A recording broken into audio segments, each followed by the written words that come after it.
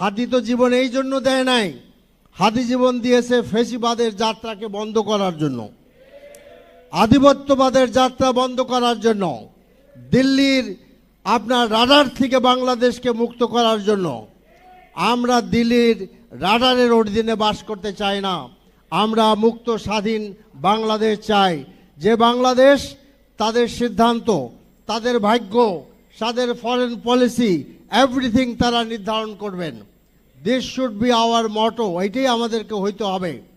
কাজে আমরা আগেই বলেছি যে জাতীয় সংসদের ভিতরে বাইরে সকল ভালো কাজে সরকারকে আমরা সমর্থন যোগাবো, কিন্তু যদি জনগণের বিরুদ্ধে আপনারা কিছু করেন তাহলে অবশ্যই আমরা আমাদের জনগণের আমাদেরকে যে ম্যান্ডেট দিয়েছে, আমাদের যে বিপুল সংখ্যক এমপিরা আছেন তাদের তো দায়িত্ব জনগণের পক্ষে কথা বলা, সেই কথা বলতে আমরা মোটেই পিছপা হব না। আমরা আপনাদের গুড উইশেসকে ড্র করব, অ্যাটেনশন ড্র করব, কথা বলবো, তাতেও যদি কাজ না হয় তাহলে রাজপথ তো কেউই ভুলে যায় নাই। আপনারা তো বহু বছর আন্দোলন করলেন, বড় বড় সভা সমাবেশ করলেন, কিছুই তো করতে পারলেন না।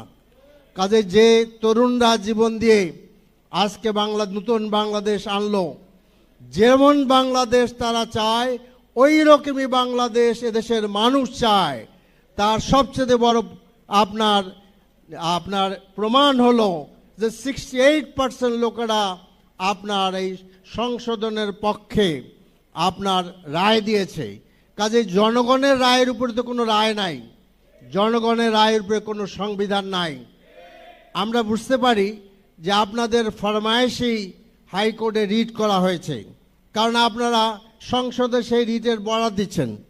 তাহলে বোঝা যাচ্ছে যে সার্কামস্টেন্সিয়াল এভিডেন্স বলে একটা কথা আছে আইনে, যে এই ঘটনার দ্বারা লাভবান কারা, ওটা দেখা যাচ্ছে যে পরিষ্কারভাবে এই রিট দ্বারা আপনার সরকার